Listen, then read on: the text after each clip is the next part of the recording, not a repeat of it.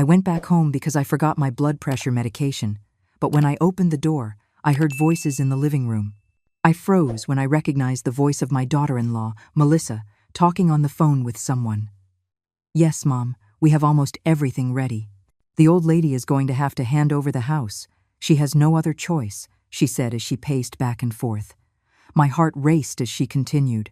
"Michael and David are already on board. I told them it was only fair, that after all these years of us looking after her, we deserve for her to give us the house so our whole family can live comfortably.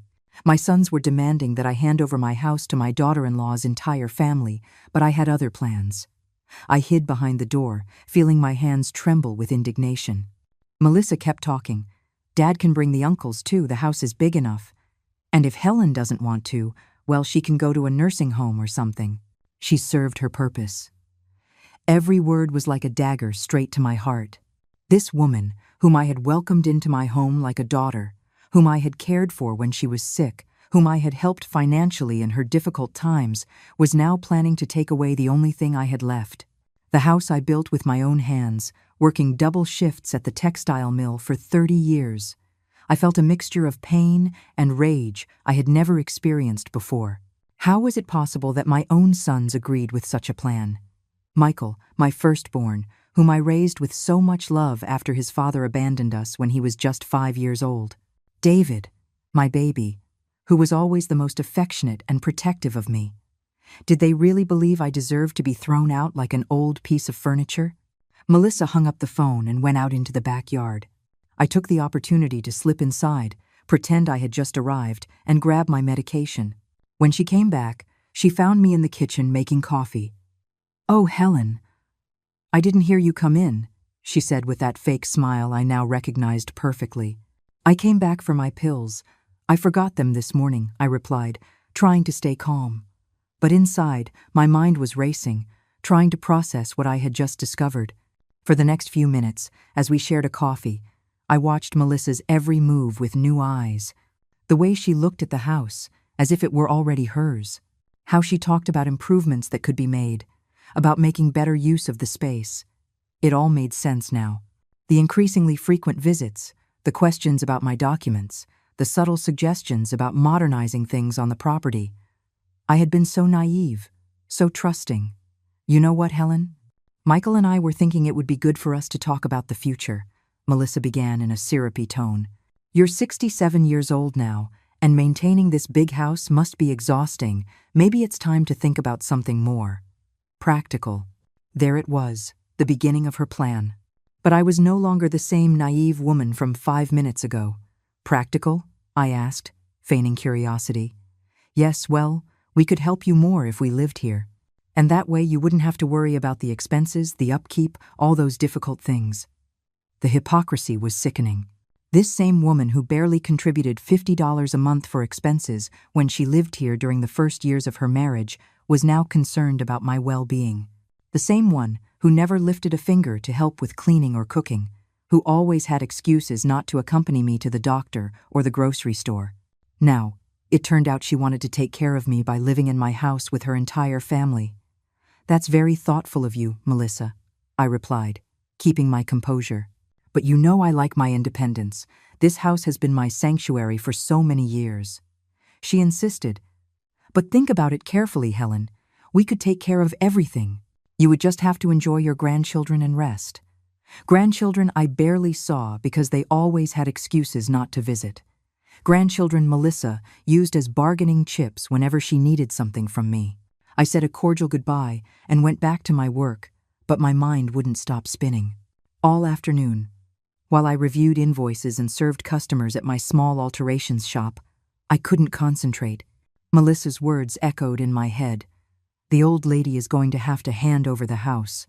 As if it were an obligation, as if I owed them something, as if all these years of sacrifice, of hard work, of building a legacy with my own 2 hands, meant nothing. That night, alone in my house, I walked through each room, remembering the moments lived within those walls. The living room where we celebrated Michael's first birthday, the kitchen where I taught my sons how to bake cookies, the backyard where I planted the roses I loved so much. Every corner held a story. Every space held memories of a lifetime of work and dedication. And now they wanted to snatch it all away, as if I had no right to enjoy the fruits of my labor. The next day I woke up with a strange sense of calm. It was as if I had slept soundly for the first time in months, despite everything I had discovered. As I prepared my morning coffee, I reflected on how I had gotten here, to this life that had cost me so much to build. I remembered my beginnings, when Michael was just 5 years old and David was a baby in my arms. Their father had left us without warning, leaving me alone with 2 small children and not a penny to my name. In those days, I worked at the textile mill from 6 in the morning until 3 in the afternoon, and at night I did sewing jobs at home to earn a few extra dollars. My hands were always busy, always creating, always fighting to provide for my family. On weekends, I sold homemade pies at the local farmer's market, waking up at 4 in the morning to prepare the dough and fillings.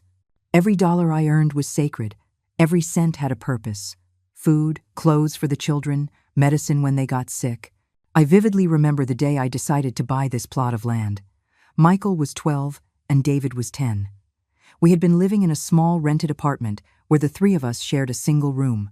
The boys slept in a bed and I slept on a mattress on the floor.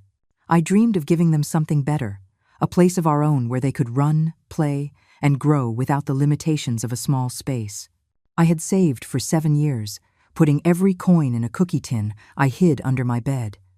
The land cost $8,000, a fortune for me at the time. But the seller, an elderly gentleman named Mr. Abernathy, took pity on my situation. He allowed me to pay it off in installments over 2 years, with the condition that if I missed a single payment, I would lose everything I had invested. I signed without hesitation, knowing it was my only chance to build something lasting for my sons. During those 2 years, I worked like never before. I took extra shifts at the factory, accepted every sewing job that came my way, and sold every last pie on the weekends. Building the house was a slow process, but it was filled with hope. I hired a contractor for the foundation and the main walls, but I did everything else myself with the help of some supportive neighbors. I learned how to install plumbing by watching videos at the public library, painted every wall with my own hands, and installed every tile in the bathroom, working late into the night. Michael and David helped me after school, carrying bricks, mixing cement, and clearing debris. It was our family project, our shared dream. I remember the excitement on their faces the day we finally moved in. Michael ran through the entire house, shouting with joy, choosing which room would be his. David couldn't believe we would have our own yard, where we could plant whatever we wanted. That first night in our new house, the 3 of us stayed up late, lying on the living room floor, because we didn't have any furniture yet, but we were immensely happy. It was our house, built with love, sacrifice, and a tremendous amount of work. The following years were ones of stability and growth. My alterations business began to thrive. The boys studied at a good school, and we had a quiet, prosperous routine. Michael excelled in math and dreamed of being an engineer, while David showed a talent for art and talked about studying graphic design. I supported them in everything, paying for tutors when they needed them, buying materials for their school projects, and making sure they never lacked anything for their education. When Michael turned 18, I gave him $1,000 for his high school graduation. It was money I had saved penny by penny over 2 years, keeping it a secret for that special occasion. He cried when I gave it to him, telling me I was the best mother in the world. I did the same for David 2 years later. I always tried to be fair to both of them, to give them the same opportunities, the same love, the same dedication. Michael met Melissa when he was in college. At first, she seemed like a sweet, polite girl with good manners. She came from a family of modest means, just like us, and that made me feel like she would understand our values and the effort behind everything we had. When he asked for my blessing to marry her, I cried with emotion. My eldest son was marrying a good woman, or so I thought at the time. The wedding was held in our home, in the garden I had worked so hard to create and maintain. The first years of their marriage were harmonious. Melissa and Michael lived with me for 2 years while he finished college and got a stable job. I never charged them rent. I only asked them to contribute $50 a month for food and utilities. Melissa occasionally helped with the cleaning and cooking, though she always seemed to do it reluctantly. but I chalked her attitude up to youth and the natural adjustment of living with a mother-in-law. When they finally moved into their own apartment, I felt a mix of pride and nostalgia. My son had managed to become independent, start his own family, build his future. It was exactly what I had dreamed for him when I was working those long shifts at the factory. David continued to live with me for a few more years, until he also found a job and moved out on his own. For the first time in decades, I was alone in the house, but I didn't feel lonely. I felt fulfilled, satisfied to have completed my mission as a mother. The years of solitude were actually years of personal rediscovery. I could dedicate more time to my business, expand my clientele, and save more money. I renovated parts of the house, replaced old furniture with more comfortable pieces, and planted new flowers in the garden. It was my golden age, the reward after decades of sacrifice. My sons came to visit me regularly. Melissa seemed to have developed a genuine affection for me, and the grandchildren filled the house with laughter on weekends. But now, remembering all those moments as I drank my coffee, I realized the signs had been there for a long time. The increasingly frequent questions about my savings, the suggestion to modernize the house, the comments about how big it was for one person. Melissa had been planting the seeds of her plan for years, so subtly that I hadn't even noticed what was happening. The reality hit me like a punch to the gut. They had been waiting patiently for me to get old enough to be considered vulnerable. They had calculated the perfect moment to execute their plan, when they thought I would be too weak or confused to resist. But they were completely mistaken. At 67 years old, my mind was clearer than ever, and my determination was ironclad. 3 days after overhearing Melissa's phone conversation, I decided I needed more information before making any decisions. I couldn't act based on just one call, no matter how revealing it had been. That morning, while I was watering the plants in the garden, I saw Michael's car pull up. It was strange because he usually called before visiting, but this time he arrived unannounced, accompanied by David. My 2 sons, together. Something that didn't happen often, unless it was a special occasion. I greeted them as naturally as always, offering them coffee and asking about their families. But there was something different about their behavior. Michael seemed nervous, avoiding eye contact, while David was unusually serious. After a few minutes of small talk, Michael cleared his throat and said, "Mom, we need to talk to you about something important." My heart sped up, but I kept my composure. "Of course, boys. Tell me whatever you need to," I replied, pouring coffee into the mugs they themselves had given me years ago. David was the first to speak. "Mom, we've been thinking a lot about your situation here in the house." The word situation struck me as odd, as if living in my own home was a problem that needed solving. "Michael and I think it's time for you to consider, well, to think about more comfortable alternatives for yourself." There it was, beginning exactly as Melissa had planned. My own sons, the children I raised with so much love and sacrifice, were now suggesting I abandon my home. Michael took over. "Look, Mom, it's not that we want to get rid of you or anything. It's just that this house is very big, very expensive for one person to maintain. The utility bills, the repairs, the yard work. It's all a lot for someone your age." 67 years old didn't seem that old to me, especially since I felt strong and capable of taking care of my property. But apparently, to them, I was already a decrepit old woman unable to manage her own affairs.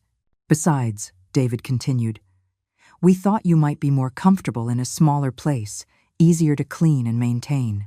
There are even some very nice retirement communities, with activities, companionship, and 24-hour medical care.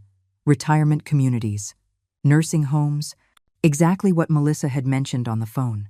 The coincidence was too obvious to be a coincidence. I feigned consideration as I internally processed the magnitude of their betrayal. "What you're saying is interesting," I replied slowly. "But I don't understand why you think I need to change my lifestyle. I feel great here. This house has been my whole life." Michael shifted uncomfortably in his seat before continuing. "It's just that, Mom, we have our needs too. Mikey is getting bigger, he needs more space. And Melissa's family." There it was, the truth starting to come out. "Melissa's family?" I asked, feigning confusion. "Yes," Michael went on. "Her parents are having financial difficulties, and her brothers also need a place to live temporarily. We thought that if you moved to somewhere smaller, we could use this house to help the family. It would be like a work of charity. A work of charity. My house, built with the sweat of my brow, the sacrifice of decades, was now being presented as an opportunity to perform charity for my daughter-in-law's family, David added. And don't think we're going to abandon you, Mom. We'd check on you, visit you constantly. We could even help you financially with the expenses of your new place. The irony was cruel. They were offering me financial help to pay for a nursing home while they took possession of a house worth over $200,000 on the current market. A house whose value had increased considerably since I built it, thanks to all the improvements and constant maintenance I had given it. I understand your concern for me, I said, maintaining a calm tone, but I need time to think about it. It's a very important decision. Changing your whole life isn't something you do overnight. Michael seemed relieved that I hadn't rejected the idea outright. Of course, Mom, take all the time you need. But think about it carefully. It would be the best for everyone. The best for everyone. Except for me, obviously. After they left, I sat in my living room replaying the conversation. Every word had been carefully calculated. Every argument designed to make me feel like a burden, like someone who needed to be rescued from her own life. But I knew the truth. This had nothing to do with my well-being or comfort. It was pure greed, pure ambition to take what didn't belong to them. That afternoon, I decided to do something I hadn't done in years. I called my friend Evelyn, the only person I could completely trust. Evelyn and I had worked together at the textile mill for over 20 years, and she had witnessed my entire struggle to build this life. If anyone could understand the gravity of the situation, it was her. Evelyn, I need to see you urgently, I told her over the phone. Something is happening with my sons and I need an outside opinion. We met that same afternoon at the little coffee shop where we used to meet from time to time. Evelyn arrived in her characteristic olive green dress and that warm smile that always calmed me down. I told her everything. Melissa's phone call, my son's visit, the hints about moving me to a retirement home. Evelyn listened in silence, but I saw her expression harden with every detail I recounted. Helen, she said finally, this is exactly what happened to my neighbors 2 years ago. The children convinced them to sell their house to help them with finances, promising they would all live together in a new house. In the end, the old couple ended up in a cheap nursing home while the kids enjoyed the money from the sale. Her story sent a chill down my spine. It wasn't the first time something like this had happened, and it probably wouldn't be the last. But Evelyn, I said, they're my sons. I raised them, educated them, sacrificed everything for them. How could they do this to me? She took my hands firmly.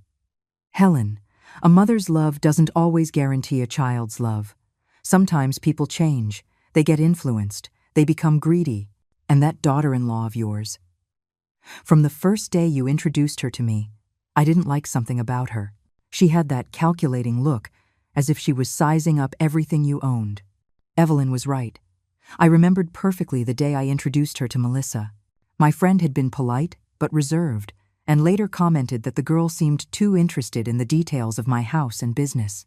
At the time, I thought Evelyn was being judgmental, but now I realized her instincts had been spot on from the beginning. What do you advise me to do? I asked, feeling more vulnerable than I had in years. First, Evelyn replied with determination, you need to protect your assets. Go to the bank, talk to a lawyer, make sure no one can do anything with your property without your consent. Second, don't give them the slightest hint that you know what they're planning. Let them think you're considering their proposal while you prepare your own strategy. I returned home that night with a mix of sadness and determination. The sadness of realizing that my own sons had betrayed me, but the determination not to let them get away with it. I had worked too hard, sacrificed too much, and built too much to just give up now. If they thought that being an older woman made me easy to manipulate, they were about to find out just how wrong they were. I couldn't sleep that night. I stayed up late, walking through the house and replaying every conversation I'd had with Michael and David in recent months. Now, with this new perspective, everything began to make a sinister kind of sense.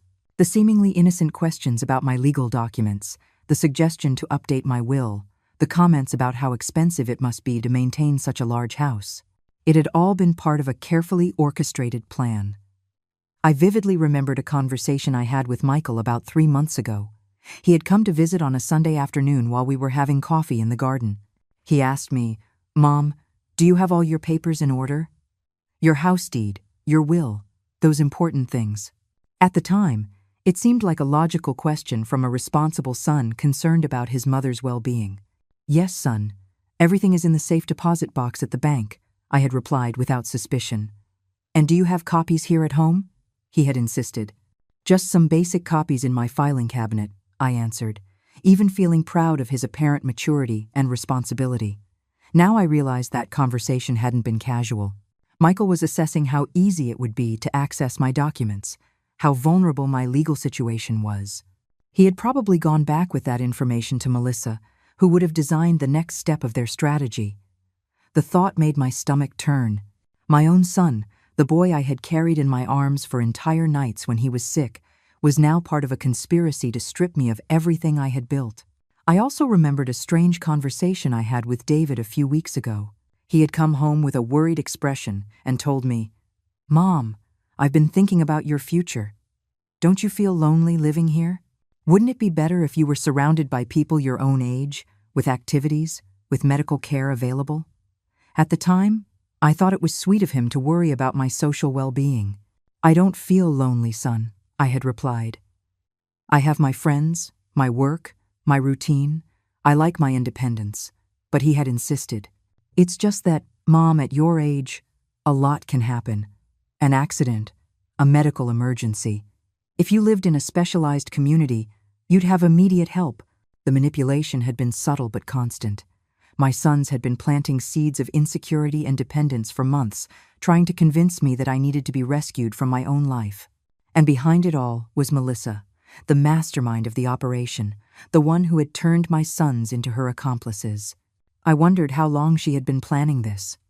How long had she been waiting for the perfect moment to execute her plan? I also replayed Melissa's behavior during recent family visits. How she assessed each room with a calculating gaze, as if she were already mentally decorating the spaces for her family. How she made comments about optimizing the use of certain rooms, about modernizing the kitchen or the bathroom. How she always asked about the cost of repairs or improvements I made to the house, as if she were keeping a mental tally of the investment. I especially remembered one occasion, just a month ago, when Melissa brought her mother for a visit. The woman had toured the whole house with an admiration that seemed genuine to me at the time. "What a beautiful house, Helen," she had said. "It must have cost a fortune to build." Proud of my work and sacrifice, I had told her the whole story. How I had saved every penny, how I had worked double shifts for years, how I had built much of it with my own hands.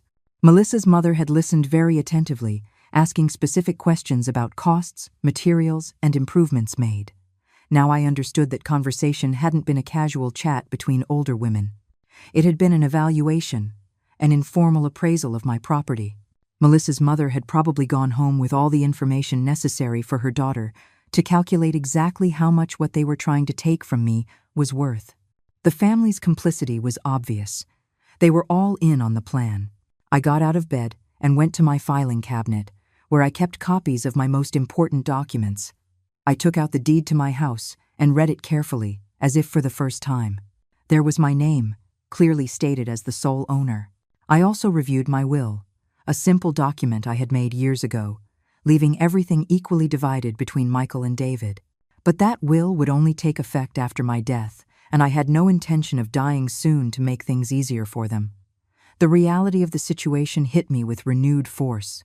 My children didn't just want my house, they wanted to get rid of me so they could enjoy it freely. They didn't want to deal with the inconvenient presence of the original owner. They wanted all the benefits without any of the responsibilities, all the rights without any of the obligations. And the most painful part of all was that they had probably been waiting for years for me to be old enough to be considered incompetent or vulnerable. I sat on my bed and cried for the first time since I had discovered the betrayal. They weren't tears of self-pity, but tears of mourning. I was crying for the death of the image I had of my children, the loss of the family I thought I had, the end of the dreams I had harbored for our future together. I had imagined that in my golden years I would enjoy the company of my children and grandchildren, that they would care for me with the same love I had cared for them. Instead, I discovered they saw me as an obstacle to their ambitions. But after crying, I felt something more powerful, a steely determination I hadn't experienced in years. If they thought I was going to hand them my life on a silver platter, they were completely mistaken. If they thought that being an older woman made me easy to manipulate and deceive, they were in for the surprise of their lives. I had survived poverty, abandonment, years of grueling work, and raising 2 sons alone. I was not going to let them defeat me now, precisely when I should be enjoying the fruits of so much sacrifice. That morning, I made a decision that would change everything. I wasn't going to confront them directly yet. That would be a strategic mistake. Instead, I was going to play their game. I was going to pretend I was seriously considering their proposal while secretly preparing my own counteroffensive. If they wanted to be manipulative, they were about to find out that their mother had learned a few lessons in her 67 years of life. By dawn, I had a basic plan in mind. First, I needed to legally protect my assets to ensure no one could do anything without my explicit consent. Second, I had to investigate more deeply to fully understand the extent of the conspiracy. How many people were involved? How detailed was their plan? Had they already identified the nursing home where they wanted to put me? Third, I needed to document everything I could to have proof of their betrayal. But the most important thing of all was to maintain the facade. I had to continue being the loving and seemingly naive mother they thought I was. I had to make them believe I was falling into their trap, that their arguments were gradually convincing me. Only then could I buy the time I needed to prepare my definitive response. I showered, got dressed, and ate breakfast with a serenity that surprised even me. For the first time in days, I knew exactly what I had to do. The battle had just begun, and although my opponents believed they had all the advantages, they were about to discover they had seriously underestimated their adversary. At 9 o'clock the next morning, I called the bank where I'd had my account for over 20 years. "Good morning. This is Helen Carter. I need an urgent appointment with the manager to review some matters regarding my account and my documents." The receptionist knew me well and scheduled me for that same afternoon. Next, I dialed the number for Mr. Augustine Morales, a lawyer who had been recommended to me years ago when I made my will. "Mr. Morales, this is Helen Carter. I need urgent legal advice on asset protection and property rights." While I waited for my appointments, I decided to do something I hadn't done in a long time: thoroughly review all my financial documents. I pulled out my bank statements, the house deed, property tax receipts, everything that could be relevant. I was pleasantly surprised to find that my financial situation was much better than I had thought. Between my savings, the current value of the house, and my small alterations business, I had a considerable net worth for a woman of my age and humble beginnings. The house, according to the latest insurance appraisal, was worth approximately $250,000. My savings added up to another $80,000, the result of years of constant work and a frugal lifestyle. The business, though small, generated a steady income of around $1,500 a month. It was a solid financial position that would allow me to live comfortably and independently for many years to come. Exactly what Melissa and my sons wanted to take from me. At 2 in the afternoon, I arrived at the bank. The manager, Mr. Octavio Ramirez, greeted me with his usual warmth. "Helen, what can I help you with today?" I explained my situation without going into too many personal details. "Mr. Ramirez, I need to make sure that no one but me can access my accounts or make transactions with my assets. I've heard stories of elderly people being swindled by family members, and I want to protect myself proactively." The manager nodded understandingly. "That's very wise of you to think about this, Helen. Unfortunately, we have seen some unfortunate cases of financial abuse towards seniors. We proceeded to review all my accounts and set up additional security measures. We changed all the passwords.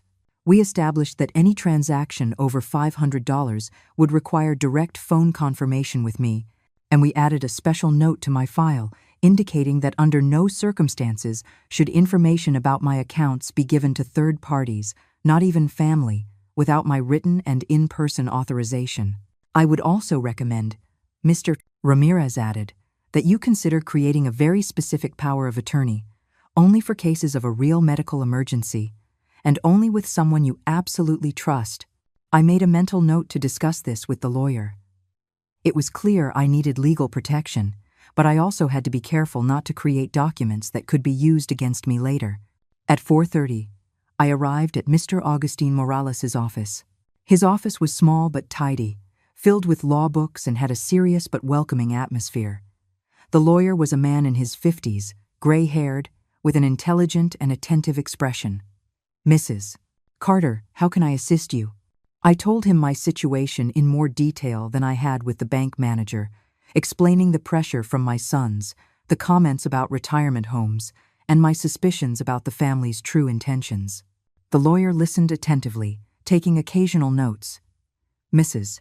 Carter," he said finally, "what you're describing is unfortunately more common than people think. It's a form of financial abuse towards the elderly, and the law has specific protections for these cases." He explained that I had several legal options available. First, I could establish a trust that would protect me from any attempt at a fraudulent declaration of incompetence. Second, I could legally document any pressure or coercion I was receiving. "But Mr. Morales," I asked, "what if I actually decide to sell my house? Can I do it without them finding out until it's too late for them to interfere?" He smiled slightly. "Of course, Mrs. Carter, you are the sole owner, and you are in full possession of your mental faculties. You can sell your property whenever you want, to whomever you want, and for the price you deem fair. In fact, if I may suggest, we could prepare all the sale documentation confidentially, so that when you decide to proceed, the process will be quick and irreversible." That suggestion greatly intrigued me. How quickly could a sale be done, Mr. Morales? "If we have a pre-identified buyer and all the documentation prepared in advance, we could close the transaction in less than a week," he replied.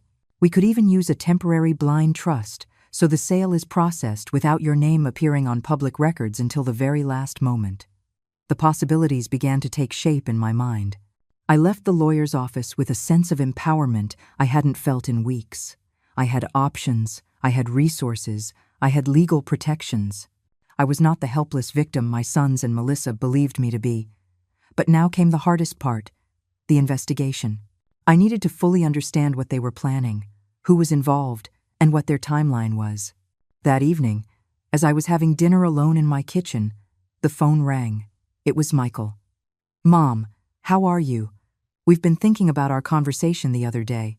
Have you had time to reflect on what we proposed?" His voice sounded forcedly casual, but I could detect the underlying anxiety. "Yes, son, I've been thinking a lot," I replied, maintaining a reflective tone. "It's a huge decision, but I understand your concerns for me. I'm so glad to hear that, Mom," Michael continued, and I could hear the relief in his voice. "How about we visit some retirement communities this weekend, so you can see the options? Melissa has been doing some research, and there are some really beautiful places, with lots of activities for people your age." There it was, confirmation that they had already moved forward with their plans. Melissa had been researching options to get rid of me. "That sounds like a good idea, Michael," I replied, surprising myself at how convincing my performance sounded. "But I don't want it to be a rash decision. If I'm going to make this choice, I want to be completely sure it's the right one. Of course, Mom, we'll take all the time you need. But you'll see, once you get to know the available options, you'll feel much more at ease about the future." After I hung up, I thought about the conversation. Michael had sounded so different. He wasn't the loving son I knew, but someone following a prepared script. The words came out too rehearsed, too calculated. It was obvious he had been practicing what to say, probably under Melissa's tutelage. My heart ached as I realized how much my son had changed, how he had allowed his wife to turn him into an accomplice in this betrayal. The next day, I decided to do something risky, but necessary. I called Melissa directly. "Hi, Melissa, it's me, Helen. Do you have time for coffee this afternoon? I'd like to talk to you about a few things." Melissa seemed surprised, but accepted immediately. "Of course, Helen. Is everything okay?" "Yes. I just need a woman's perspective on a few things," I replied, knowing that would pique her curiosity. We met at the same coffee shop, where I had met with Evelyn. Melissa arrived on time, dressed in an elegant cream-colored suit that probably cost more than I earned in a month. She sat across from me with a smile I now recognized as completely false. "So, Helen, what can I help you with?" "Melissa," I began slowly, "I've been thinking a lot about the conversation I had with Michael and David. About my future, about the house, about everything." I saw her eyes light up with barely contained interest. "It's a very difficult decision for me, but I think you're right. At my age, maintaining that house is too much work." Melissa leaned forward, clearly thrilled by what she was hearing. "I'm so glad you're considering our suggestions, Helen," she responded with poorly disguised enthusiasm. "Michael and I only want what's best for you. And I assure you, if you decide to make this change, we'll be there to support you in every way." "That's very reassuring, Melissa," I continued. "But I have some practical concerns. For example, what would happen to the house? I can't just abandon it." "Oh, don't worry about that," Melissa replied immediately. "Michael and I have talked about it. We would take care of everything. In fact, it would be a relief for us to know the house is being looked after by family, that it's not abandoned or in the hands of strangers." There was the direct admission of her intentions. She hadn't mentioned for a moment the possibility of selling the house to pay for my stay in a retirement community. She simply assumed they would keep it. "That does put my mind at ease," I lied. "But, Melissa, wouldn't it be a huge financial burden for you to maintain 2 properties?" She laughed lightly. "The truth is, we were thinking of moving into your house and selling ours. It's much bigger, it's in a better location, and frankly, we've always liked it more." The brutal honesty of her answer left me momentarily breathless. Melissa's confession left me momentarily speechless, but I managed to maintain my composure. "I understand," I replied slowly. "It makes sense from a practical standpoint." But inside, my mind was racing, processing the sheer audacity of her plan. Not only did they want to keep my house, but they had already planned to sell their own for an additional profit. It was a perfect plan. Get rid of me, take my property, and on top of that, make extra money by selling the house they currently lived in. "Besides," Melissa continued, clearly excited by my apparent receptiveness, "my family could help us with the maintenance costs. My parents are thinking of moving in too, and my brothers could help with the cleaning and the yard." There it was, the final confirmation of what I had heard in her phone conversation. Her entire family was involved in the plan to take over my house. "Your family would move in too?" I asked, feigning innocent curiosity. "Well," Melissa replied, adjusting herself in her chair, "it's a very large house, as you always say. It would make sense to use all the available space, and that way we could split the expenses among more people." The way she talked about my house, as if it were already hers, made my stomach churn. Every word confirmed they had been planning this for a long time. "It seems very considerate of your family to want to help," I commented, maintaining my naive grandmother act. "Yes," Melissa continued, "and Mikey would be thrilled to have more space to play. We could turn your old room into a playroom and David's room into an office for Michael." They had already distributed all the spaces in my house. They had already decided what to do with each room I had built with so much effort. The conversation continued for another half hour, with Melissa revealing more and more details of her plans. She told me about the improvements they wanted to make to the house, how they could modernize the kitchen and bathrooms, about the possibility of building an extension in the backyard to accommodate more family. Every word was like a stab, but I kept nodding and showing interest, mentally storing every detail to use later. "One more thing, Helen," Melissa said at the end of our meeting. "Michael and I have been researching some really beautiful retirement communities. How about we visit a few this weekend, just so you can see the options?" "That sounds perfect," I replied. "The more information I have, the better decision I can make." Melissa said goodbye with a hug that I now found disgusting, but which I received with the same performance as always. That night, I called Evelyn to tell her everything I had discovered. "Helen," she said indignantly, "that woman has no shame. And your sons. I can't believe they're a part of this." "What hurts the most," I confessed, "is realizing how completely Michael has changed. The son I raised would never have done something like this." Evelyn was silent for a moment before replying. "Sometimes the people we love disappoint us in ways we never imagined. But what's important now is that you protect what belongs to you. The next day, I decided to do something that scared me, but was necessary: research the retirement communities Melissa had mentioned. I called 3 of the best-known places in the city and asked about costs, services, and availability. The information I got sent a chill down my spine. The nice places Melissa probably had in mind cost between $3,000 and $5,000 a month. With my current savings, I could afford a decent facility for a maximum of 2 years. After that, I would have to resort to much cheaper, lower-quality places. But the most revealing thing was a conversation I had with the administrator of one of the most expensive communities. "Ma'am," she told me, "many families come here looking for options for their parents or grandparents. Unfortunately, we've noticed that some people bring their elderly relatives here only after having taken their properties. It's a very sad situation, because the senior ends up paying for their own residence with the money from their house sale, while the family keeps the profit." Those words confirmed my worst fears. The plan wasn't just to take my house, but also to make me pay for my own exile with the money from its sale. It was a perfect scheme of financial abuse against the elderly, and my own sons were participating in it. I felt physically sick realizing the depth of their betrayal. That afternoon, I received an unexpected call. It was David. "Mom, how are you feeling? Michael told me you've been seriously considering our proposal about moving to a more comfortable place." His voice sounded strangely nervous, as if he were reading from a script. "Yes, son," I replied. "I've been thinking a lot about what you told me. I think you're right about many things." "I'm so glad to hear that, Mom," David continued. "And I want you to know that Michael and I have been talking about how to help you with the transition. We don't want you to feel abandoned or alone." "You've always been good sons," I lied, the words feeling like ash in my mouth. "But I have a question, David. If I move to a retirement community, what will happen to all my things? I have a whole life accumulated in that house." There was a pause before he answered. "Well, Mom, obviously you'd take your most important things, your keepsakes, your photographs, but a lot of stuff. Well, there isn't that much space in a retirement home. Michael and I could keep some of the furniture, so it stays in the family." There was another piece of the puzzle. They didn't just want my house, they also wanted my belongings, the furniture I had bought with so much effort over the years.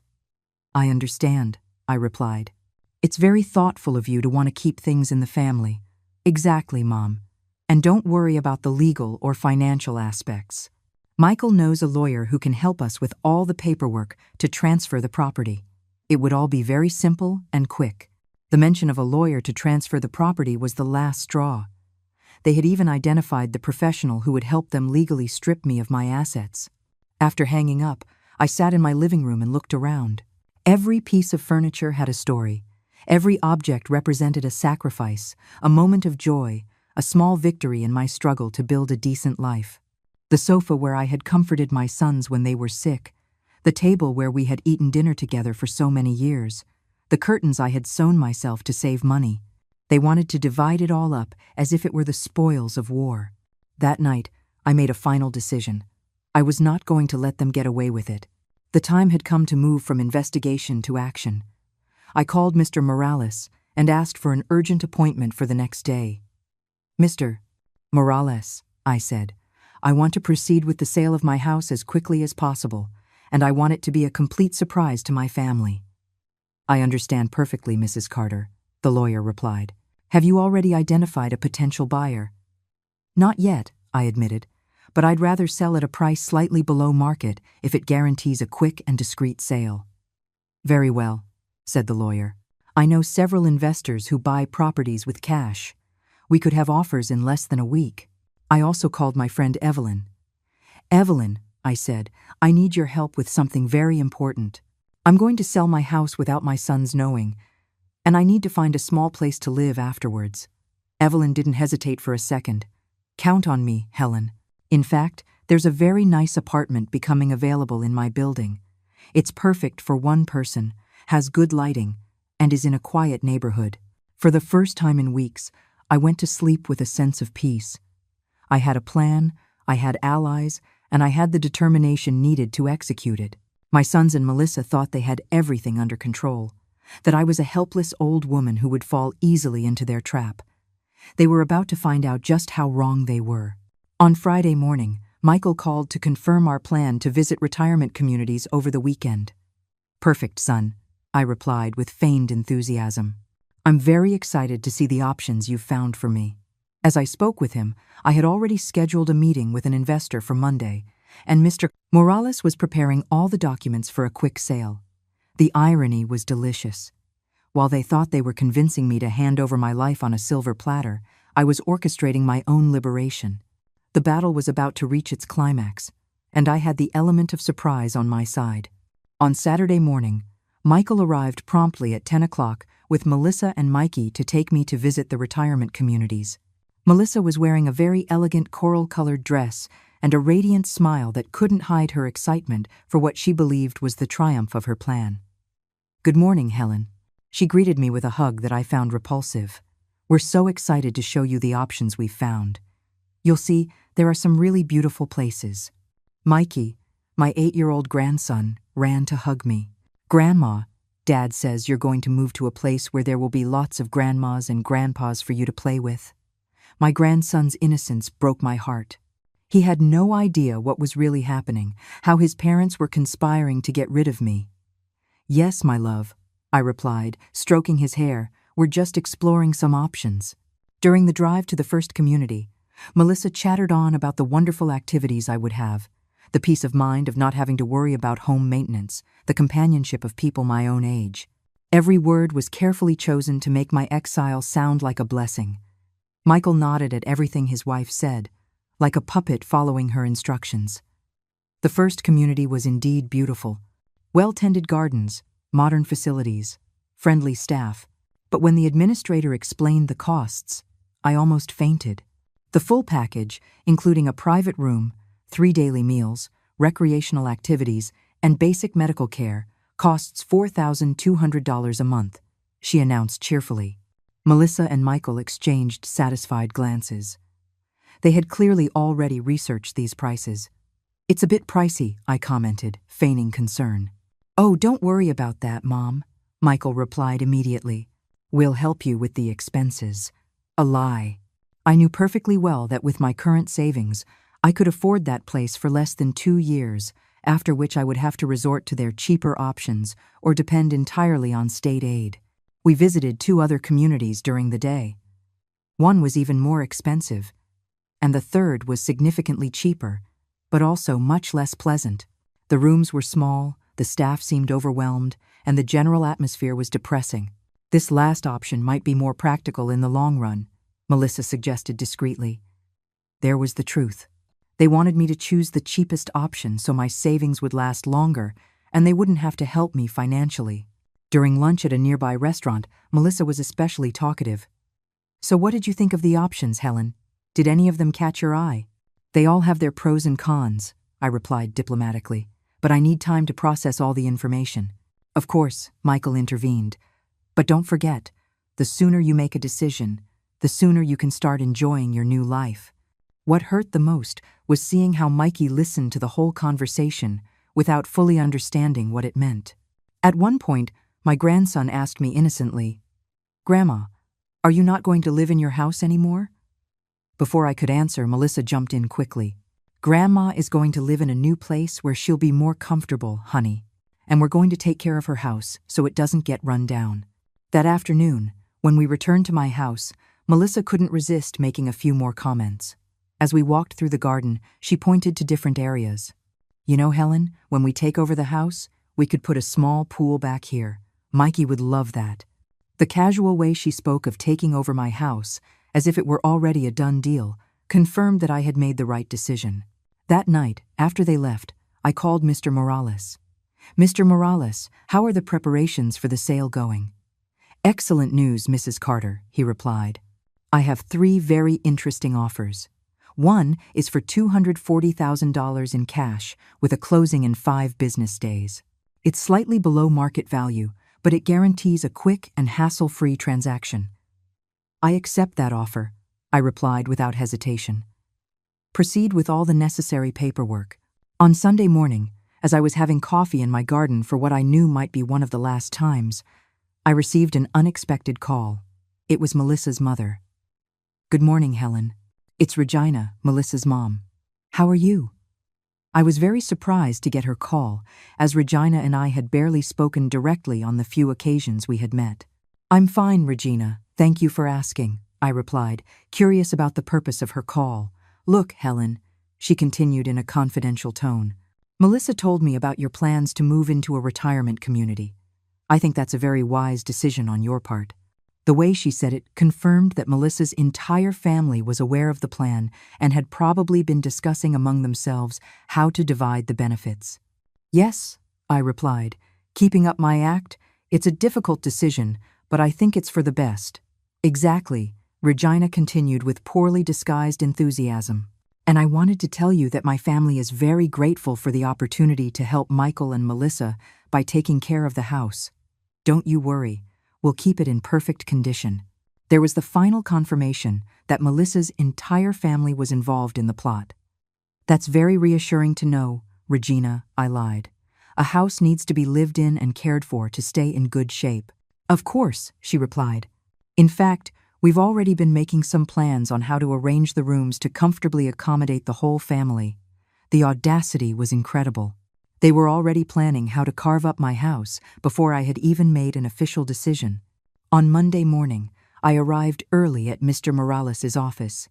The sale documents were perfectly prepared, and the buyer, an investor named Octavio Mendoza, had already deposited the money into a trust account. Mrs. Carter, the lawyer explained, once you sign these documents, the sale will be official and irreversible. Are you absolutely sure you want to proceed? Completely sure, I replied, signing each document with determination. Now, Mr. Morales, I need your help finding a small apartment to live in. Something modest but comfortable, preferably near my friend Evelyn's building. I already anticipated that need, the lawyer smiled. I have contacts at several real estate agencies, and there's a one-bedroom apartment available in a very secure building, 10 minutes from where your friend lives. That same afternoon, I went to see the apartment with Evelyn. It was perfect for my needs.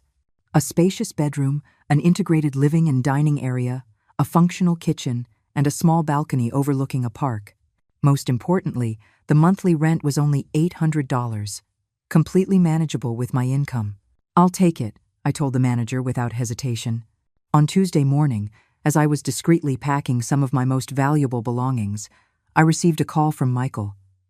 Mom, have you been thinking more about the communities we visited? Melissa and I are anxious to know which one you liked best. Yes, son, I replied. I've been reflecting a lot. I think I'm ready for another conversation about it. Perfect, Michael exclaimed with obvious excitement. How about we come over this afternoon to talk? Melissa has been researching more options and even found a place that offers discounts for paying a year in advance. Of course, they wanted me to pay for everything up front to make sure I couldn't change my mind later. That sounds excellent, I replied. Come around 5 o'clock in the afternoon. We'll have a lot to talk about.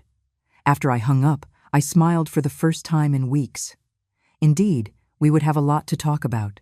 But the conversation was not going to go the way they expected. That afternoon, I prepared coffee and some cookies, just as I always did when my sons came to visit. But this time was different. This was the last time I would act like the naive, manipulable mother they thought I was. In a few hours, they would find out they had seriously underestimated their opponent. At 5 o'clock sharp, Michael and Melissa arrived with a punctuality that betrayed their anxiety. Melissa carried a folder full of brochures and documents, clearly prepared to close the final deal. Michael seemed nervous but determined, like someone about to complete an important mission. I greeted them with my usual smile, offering them coffee and cookies as I had for years. Mom, Michael began after the customary greetings. Melissa and I have been working on finding the best option for you. We want to make sure you make the right decision. Melissa opened her folder with precise movements, like an experienced salesperson. Helen, after a lot of research, we believe we found the perfect community for you. It's called Serenity Meadows, and it offers exactly what you need. Melissa spread a colorful brochure on the table. The residence did look pleasant, with manicured gardens and modern facilities. The best part, she continued enthusiastically, is that they offer a significant discount if you pay for a full year up front. Instead of $4,000 a month, It would only be $3,500, a savings of $6,000 a year. Michael added, "And Mom, we could help you with the down payment. It would be like an investment in your future, in your comfort and peace of mind." The hypocrisy was nauseating. They wanted me to spend my savings on my own exile, while they took possession of a property worth $250,000. "That's very generous of you," I replied, maintaining my act. "But I have some practical questions. If I decide to move to Serenity Meadows, what exactly would happen with my house?" Melissa and Michael exchanged a quick glance before she answered. "Well, Helen, as we discussed, Michael and I would take care of maintaining it. It would be a relief for you not to have to worry about those responsibilities." "I understand," I continued. "But maintenance means costs. Utilities, taxes, repairs. How do you plan to cover those expenses?"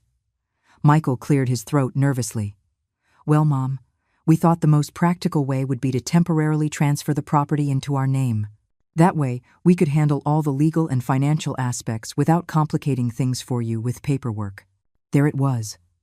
The word transfer had finally left their lips. Not look after or maintain, but transfer. They wanted me to legally hand over my property under the pretext of administrative simplicity. "Temporarily transfer?" I asked, feigning confusion. "What does that mean, exactly?"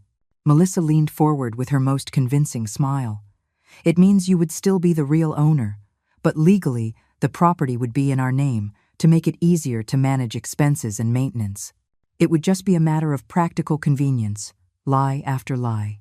Once I transferred the property, there would be no going back. I would be left without a house and without assets, completely dependent on their generosity." Michael added, "And Mom, the lawyer we know can handle all the paperwork very simply. We could even do it tomorrow, if you want to get everything sorted out quickly." The urgency was obvious. They wanted to close the deal before I had time to reflect or consult with anyone else. "It's very efficient of you to have everything so well planned," I commented. "But I have one more question. What would happen if, at some point, I wanted to come back to my house? If life in the retirement community didn't turn out as I expected?" Melissa and Michael were momentarily speechless. They clearly hadn't prepared an answer for that possibility. "Well," Michael finally stammered, "that situation would be complicated. We'd have to evaluate it when the time comes." "Complicated?" I asked, pushing further. "Why would it be complicated if it would still be my house?" Melissa interjected quickly. "What Michael means is that once you're settled in at Serenity Meadows, you'll probably realize it's much better than living alone in such a big house." At that moment, the phone rang. It was a call I had been waiting for. "Excuse me for a moment," I said, getting up to answer. It was Mr. Morales. "Mrs. Carter," he said in a clear, audible voice. "I'm calling to confirm that the sale of your property was successfully completed this morning.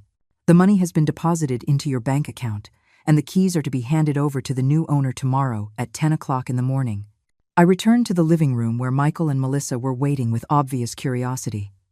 "Everything okay, Mom?" Michael asked. "Yes," I replied calmly. "Everything is perfectly fine. In fact, better than it's been in a long time." I sat down across from them and looked them directly in the eye. "I have something very important to tell you." "Michael, Melissa," I began in a firm voice.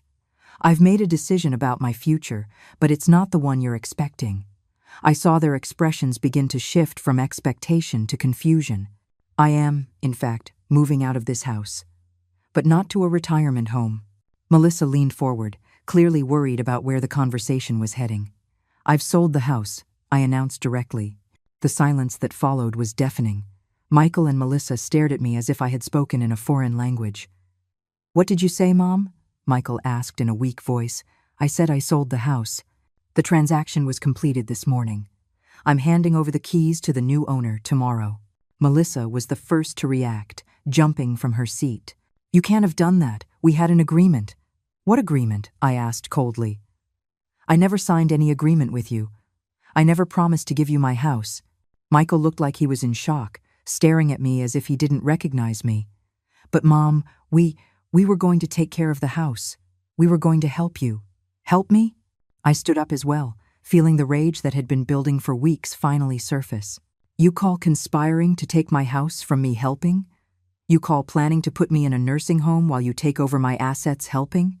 Melissa turned visibly pale. She realized I knew much more than they thought.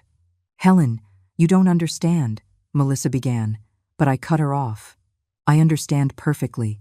I heard your phone conversation 2 weeks ago, Melissa. The one where you told your mother that the old lady is going to have to hand over the house, where you plan to bring your entire family to live here, where you talked about sending me to a nursing home if I didn't cooperate.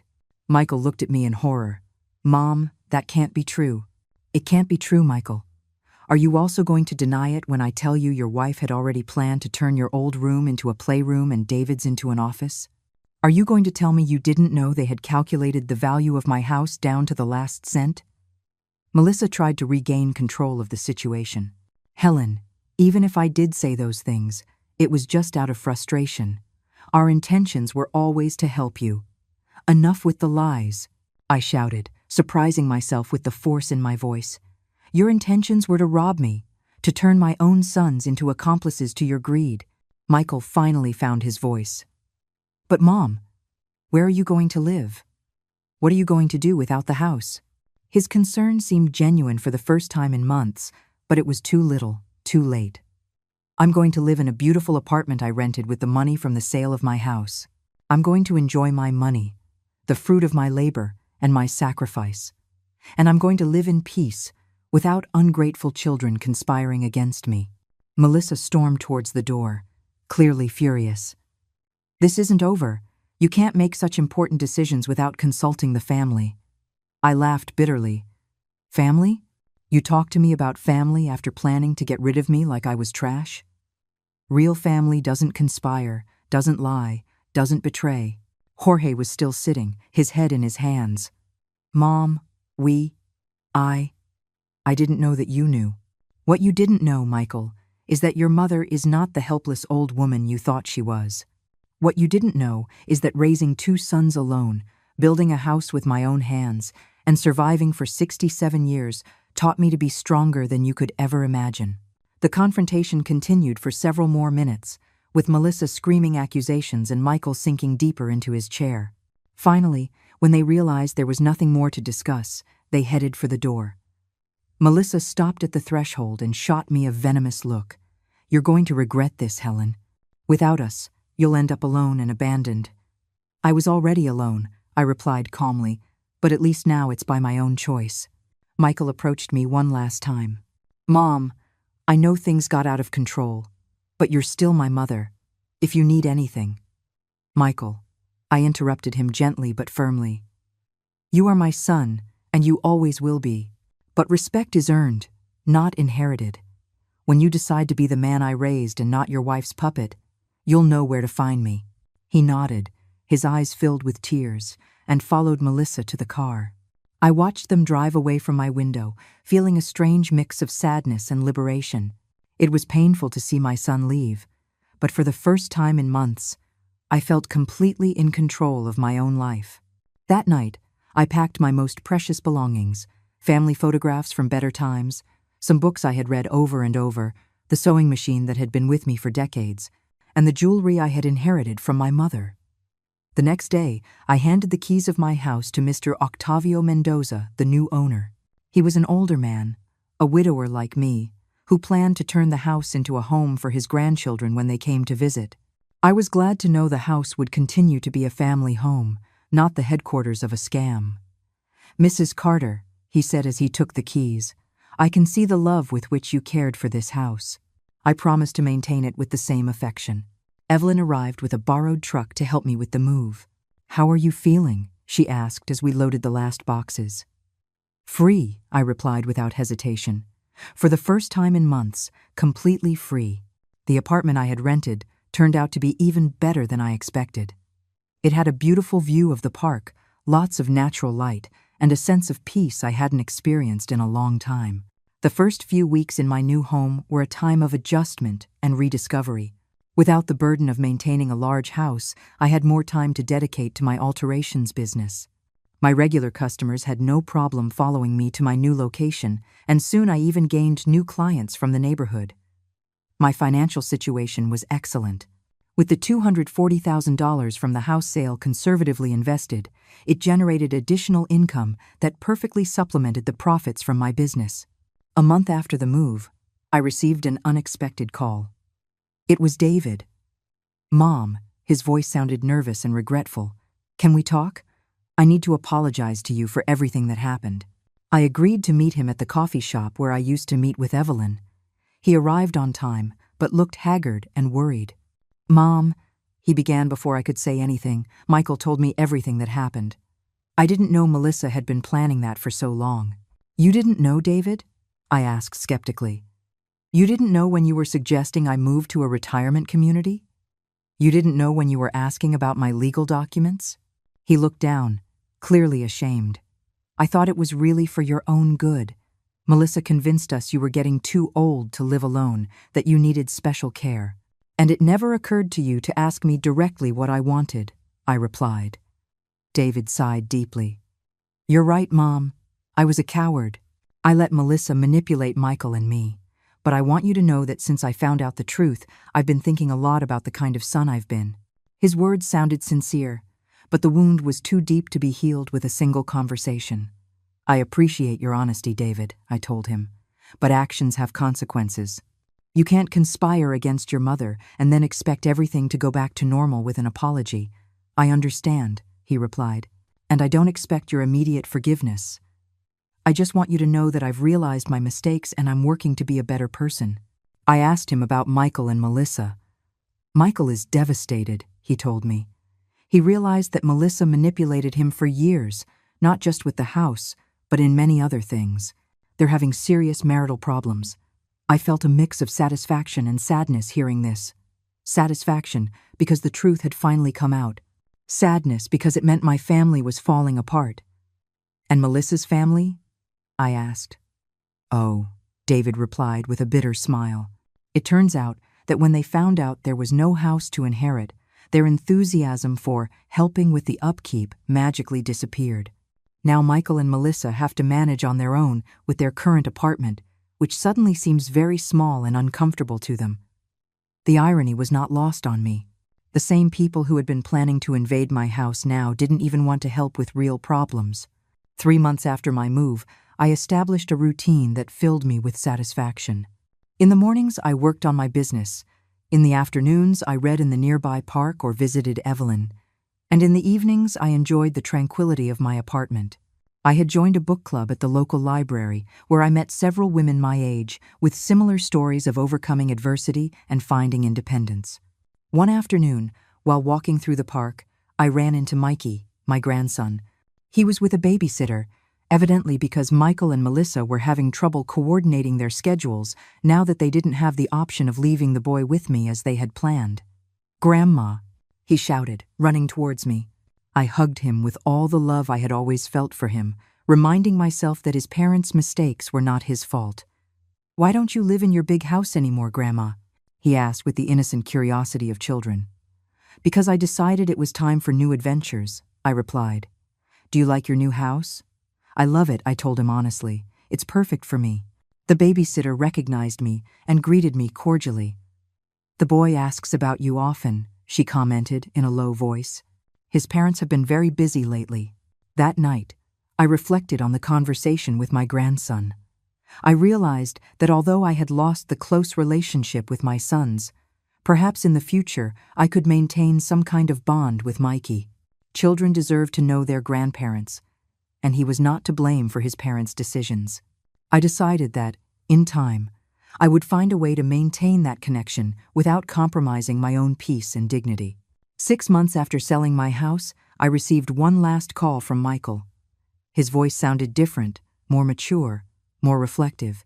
"Mom," he said, "I know I have no right to ask you for anything after everything that happened, but I need you to know something.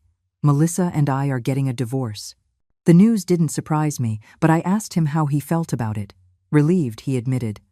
I realized that for years I had been living the life she wanted, not mine. Losing you was the too high price I had to pay to realize that. "Michael," I said softly. I hope you've learned something from all this. I learned that respect and love can't be faked, he replied, and that a mother like you deserves sons who honor her, not betray her. His words moved me, but I also remained cautious. Deep wounds need time to heal completely. Now, sitting on my small balcony with a cup of coffee, looking at the park where children play and elderly couples walk hand in hand, I can honestly say that I am at peace. I lost a house, but I gained my dignity. I lost the illusion of a perfect family, but I kept my self-respect. At 68 years old, I discovered that it's never too late to stand up for yourself, to say no, to choose the life you truly want to live. My business is thriving, my savings are growing, my friendships are strengthening. David visits me occasionally, trying to rebuild our relationship step by step. Michael is working on himself, and maybe someday we can have a real conversation about what it means to be a family. Melissa disappeared from our lives, probably looking for another vulnerable family to manipulate. Today I am alone, but for the first time in years, I am at peace. And that peace is worth more than any house, more than any inheritance, more than any relationship built on lies and manipulation. Because I learned that being alone by choice is infinitely better than being accompanied by obligation or fear. The story has ended, but my life is just beginning a new chapter. A chapter where I decide, where I choose, where I live on my own terms. And that, at the end of the day, is the only thing that really matters.